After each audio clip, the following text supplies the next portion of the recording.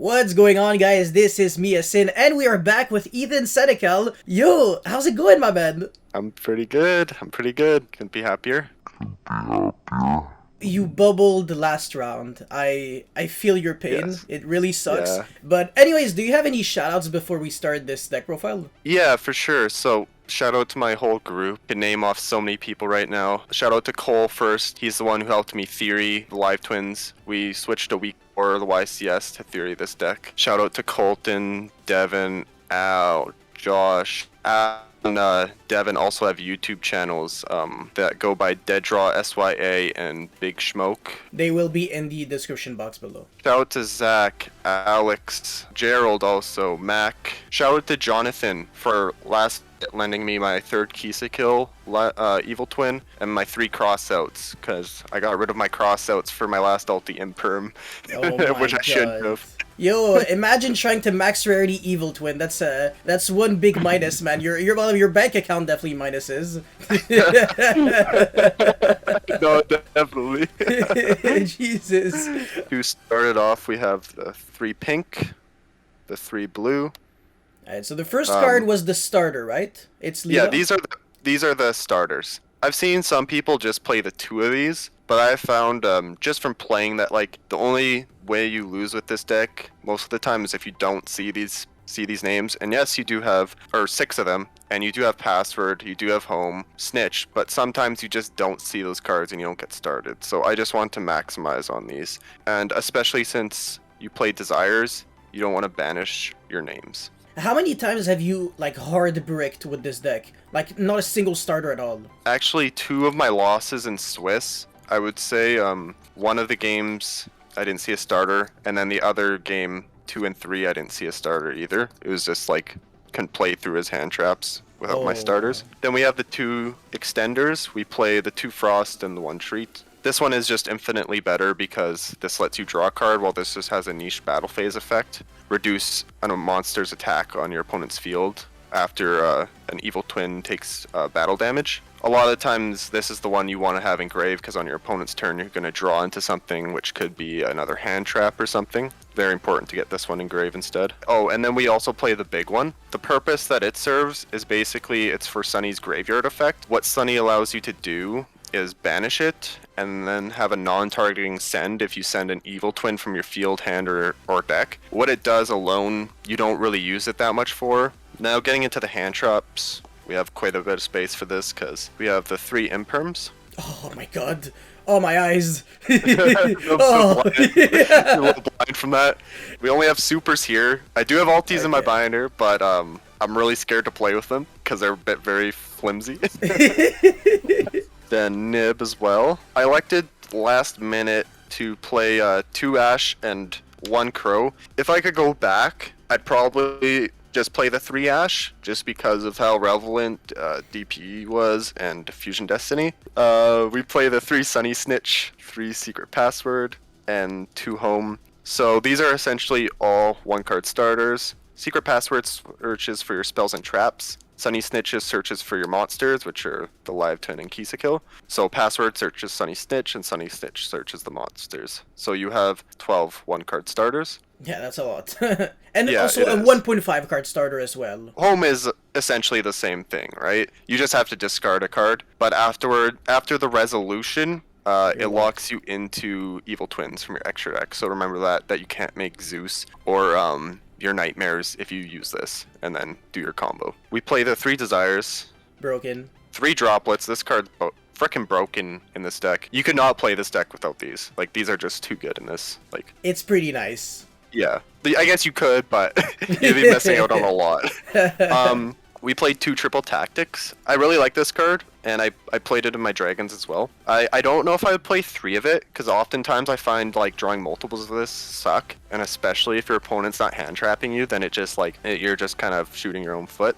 So I felt like 2 was a perfect ratio for that, just to see it and not brick on it. Especially going second as well, I found a lot of the time like I was breaking Sword Soul boards with it like pretty easily. And then the 1-Us, we play Monster Reborn and Call By. I cannot tell you how many times Monster Reborn was like insane. Like, it felt like Really? a ban-worthy card in this deck, Really? honestly. Were you Yes. reviving back only your own monsters or sometimes your opponent's monsters? Sometimes my opponents, and sometimes I was just getting back my Sunny for free from Graveyard. How crazy is that? That I can just summon back my Sunny, the Link 4, summon it to the field, attack over something, then tribute it, get a draw 21. and a pop, and then go into another Sunny. Even send something with a Sunny Engrave. Like, that's all just for Monster Reborn. I didn't do this during the tournament, but I found a lot of the times in the Sword Soul matchup, if I broke their Baron or whatever they had on the Yeah, board, negate. then I can take their Baron and do my whole line. I can just like have a negate on the board while I do my line. It's crazy. Your opponent's And- negate helps you play through Nibiru. Like, Exactly. thank you for trying to negate my cards. I know, right? It's so funny. Oh man. And then for the last main deck card, making this 41, I play Order. With like 25 spells or something? Yeah, 25 spells. I know that this seems a little Wait, weird, hold but on. like I actually guessed it. I said a random number. 3, 6, 9, 12, 15, 18. Oh, okay, 18. okay. Close enough. Close, alright. close. Yeah. Exactly. We are also playing Anti-Spell on the side as well, because these are the only floodgates that we can afford to play, really. All the other ones kind of hurt us, and that's another thing about this deck that's kind of sucks, is that it gets hit hard by, like, Goes and Rivalry and all these, because we're all different types, and all of our stuff's different, like, attributes and stuff. So next up, we have 2 of the blue and 3 of the pink. Wow, okay, so you're actually discriminating the Lila, huh? Yeah, It's I know. less good. What was on my dueling book profile picture? So I like Lila more, but we make Keesicle more. Sorry, Lila. Sorry for doing that to you. So yeah, if you're probably wondering why 3 pink and 2 blue is because this is usually the first one you go into on your first combo on your turn 1, because you want to get the draw, right? So then you can sacrifice 1 more and not be worried about that. And then after that, we play the 3 Sunnies. Sunny, best card. It's crazy, Link 4. Really good. Then we play the Nightmares. I would like to play Cerberus. And yeah, you transform the bad cards in your hand into good cards. That's great. Exactly. Our OTK potential under Nib is Decode Extended Talker. A lot of people are going to be like, what the heck is this? It is a very nuts card, and it came up a few times. A lot of times I just wasn't in a situation to make it. By the end phase of your opponent's turn, if you can have the 2 links on your board, you have this combo where you normal summon just any starter or a hand trap, and then you go into this, you summon back the other one, and you go into Sunny, then you go battle phase. And what this lets you do is if a monster leaves one of his arrows during the battle phase, he gets in a double attack. So he's a 2300 monster, but for every monster that points to his arrow, he gains 500 attack. So basically, Sunny leaves the field, he gets his 3300 damage in, now he gets a double attack, you summon out the 2 other guys, they both point to his other arrows, so he gains an extra 1000 attack, so you have another 22 damage with the little evil twins, so that's 55, and then you have this double attack 3300 monster. So, So it's just another 11,000 66. damage? 4 summons under Nib. Oh my god, that's insane. Because all the summoning that you're doing is in the battle phase. Exactly, yeah. Oh my god. Yeah, they're dying in the battle phase. It's crazy. Nice. I was going back and forth on Transcode Talker in this. Transcode Talker is just a safer option with the co-link arrows, but I think this was the correct call, just for the damage. Oh, so the other card we're playing is Underworld Goddess. Wow, okay. Yeah. Geez, you're not trying to lose to Crooked Cook, huh? No, and it did come up. I did do this against one Crooked Cook player, and my buddy, who's also playing the same deck, did the same thing to the same guy with this card. He made in the YCS. He played him 2 rounds after me. That's very scary. Jeez. I know, if you don't right? have Kaijus or Goddess, you're decking out, my man. It's very dangerous. Next up, we're playing the Zeus package. Any deck that can make Zeus should make it if you can. This card's nuts. I elected to play the Skycav over the Gotchi because I think it's just bigger. It's 2k instead of 900 when it summons out, and it also has a relevant battle phase effect to just get rid of something on the field. The thing about Gachi is that it allows you to kind of make Zeus under Phoenix Enforcer. So Yeah. that's the reason why. Yeah, that's the other reason why. And me and my buddy both crafted our decks, and that was one of the cards that was different, is that he played Gotchi and I played Skycav. We got red reboot and double anti-spells for the traps. So if you red reboot your opponent, can you actually kill? Like if you're going second against the trap deck? Because you're giving your opponent a card, so you have to kill. Or you have to Zeus. Yeah, we have to kill. So with the extended, it really depends on how many extenders and stuff you have in your hand, or how many names you can get. But you can definitely kill pretty easily with this deck, considering like just the Sunny and the 2 back row cards can do a lot of damage. But instead of killing, you can actually just clear the whole board most of the time, because you have the Lillipop, the Sunny Send, you have the Phoenix, discard to destroy, and you have the Unicorn Spin. So that's already 4 back row you can eat through. So I find a lot of the time I'm actually just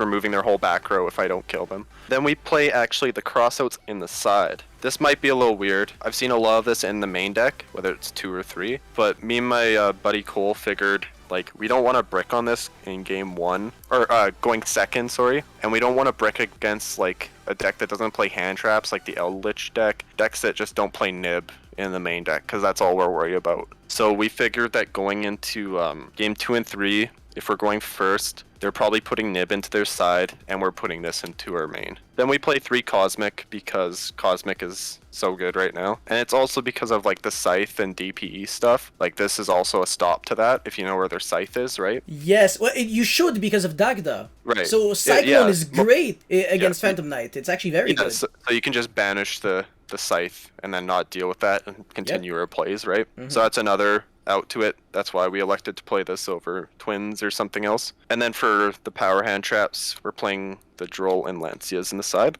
I've seen some people cutting Droll out, but this card, I honestly sided this in even more than Droll, just because of my matchups. I played against so much Sword Soul Tenyi that I was siding in Lancia left, right, and center, and it was the MVP of my side for sure. Jeez, okay, so 6 additional hand traps on top of the, what, 12 that you're maining? Exactly. Okay, you're not trying to lose going second. No, this deck can definitely go second. Like, we have Dropwits, we have Tactics, and we have 12 hand traps. And then once we get into our side, like, we're adding in either or probably against you. So, like, you're probably not going to end on your full board like you should going against it. We just start off with our evenly? Yes, actually. We were on the evenly train for a while. Couldn't find the space for it. That's purely what it came to. We had the crossouts and the evenly swapped around. We wanted that board breaker potential, but we just don't want to lose to Nib, so we put the crossouts in the side and called it a day, because we couldn't find the space for anything in the main. So, but I think this was correct. I didn't play against any real back row heavy deck, so I don't think evenly would have came as much for me throughout the day. So starting off round 1 and 2, I actually had to buy. I won a VIP qualifier with this deck, actually. Nice. Round 3, I played against Tenyi Sword Soul. Then I played Shark XYZ, which is the deck that was playing Crooked Cook. We beat him, and then we were 4-0. Round 5, I played actually against Pack Tenyi Sword Soul. It's a very good game. This was unfortunately one of the games where I didn't see like too much starters and extenders, but I mean he was a very good player. Obviously, it's Pack, so he made the right read always. Yeah. Then I played against a Learless player, and I took that. So then we were 5-1. That was round 6. We were 5-1 at this point. Yeah, played against Dogmatic Invoke Shadal's. God, that deck is annoying. He opened crazy against me. Okay. Yeah, I drew Droll. Like, I won with order in game 1, and then in game 2 and 3, I drew Droll against him both games. He just had too much anyways. He still got to DPE. And then going into the final round, I played against yours truly over here with his Tenyi Sword Soul. It was a very good game. Yeah. Yeah, like, it was very back and forth. Desires pushed it over the edge, I'd say. The Desires was insane. I Banish nothing, draw the nuts. Yeah. I basically Desires twice against him, and the last Desires, I had my whole board set up, and I was like, I just need to draw a hand trap to stop him from playing. And what do I draw? I draw Nib and Veiler. I was just like, those are pretty good ones. I'll take those. Bad, yeah. Especially in a simplified game state, you know what I mean? Yeah, exactly, yeah. Yeah. Oh, man. We had a crazy game. No, it was actually very back and forth, exactly as you said. No, I really liked it. We moved into day 2, and I played against my my partner in crime, who theoried the deck with me, Cole.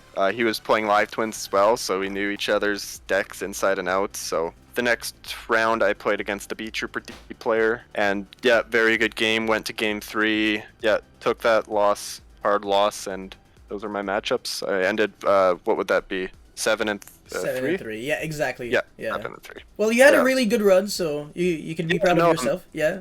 Yeah, I'm happy With Evil it, Twin, for very sure. nice. It's definitely a good deck that I don't understand why people underestimate and think, oh, nah, it sucks, man. Just play Prank Kids or something else. No, I don't know about that, man. Evil Twin has a lot of things going for it. Yeah, it definitely does. Like it lets you draw a ton too. Like you're drawing from the Kisa kill on your opponent's turn, Yeah. and the Frost on your opponent's turn, and you drew from your Kisa kill on your own turn. So you drew 3 cards deeper. Yeah. Oftentimes people are like, "How many cards do you have in your hand?" I'm like, 6. Okay. And it's like, how do you still have 6? It's like I draw a lot. I asked you that actually. I was like, hold on, you played like 20 billion cards. You had like a full field. I was like, how many cards in hand? 6.